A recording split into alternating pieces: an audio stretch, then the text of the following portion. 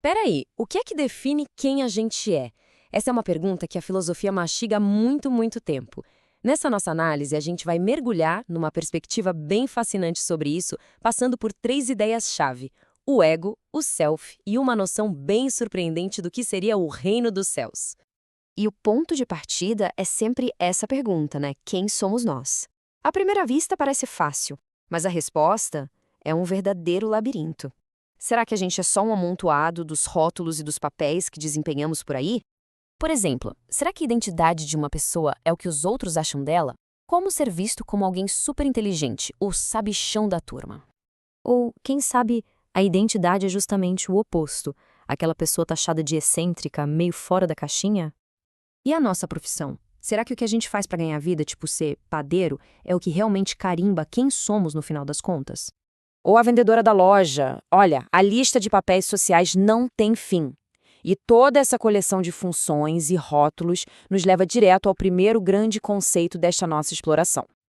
Então, o que amarra tudo isso? Essa construção de identidade tem um nome dentro dessa perspectiva: é o ego. Vamos entender melhor como ele é formado.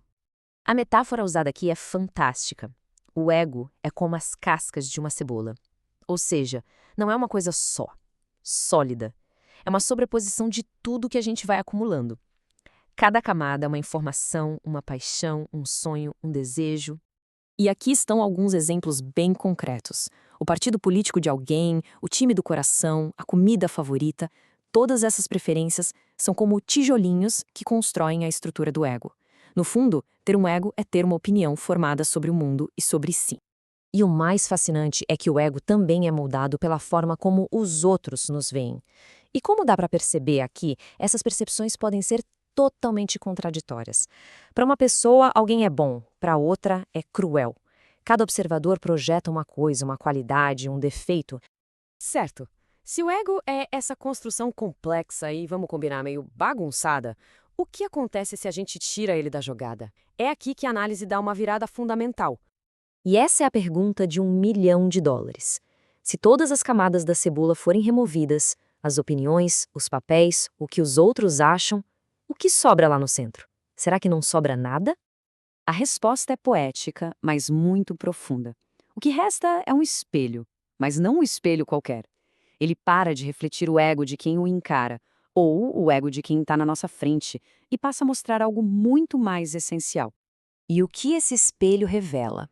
Ele mostra o self. Essa linha de pensamento também chama essa essência de Cristo ou o eu sou. É um núcleo puro, desprovido de todas as camadas do ego, uma identidade fundamental que seria universal. Partindo dessa ideia do self, a análise chega à sua conclusão mais radical e, sem dúvida, transformadora. O ponto crucial é este: se todas as pessoas, quando despidas do ego, compartilham o mesmo self, a mesma essência eu sou, a conclusão é inevitável. Não há separação. Como diz a fonte, o outro e eu somos um. Nós somos o todo e o todo é um. E isso joga uma luz completamente nova sobre um ensinamento muito antigo. Ele deixa de ser apenas um mandamento moral e se torna uma verdade sobre a própria natureza da existência. Amar o próximo vira um ato de auto-reconhecimento. E este slide ilustra com perfeição o quão radical é essa ideia. Essa unidade não é seletiva. Ela inclui a pessoa que se admira e, de forma chocante, a pessoa que mais se odeia. O self, ou Cristo, como a fonte o chama, está em todos, sem exceção. E isso tudo nos leva ao conceito final desta análise, que redefine uma expressão muito conhecida.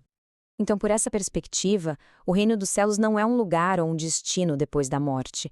É um estado de consciência, uma maneira de perceber a realidade aqui e agora, reconhecendo essa centelha divina, o self, em cada pessoa que encontramos.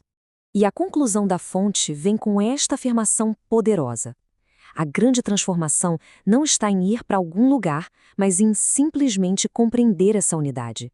É uma mudança de percepção que pode alterar completamente a experiência de vida.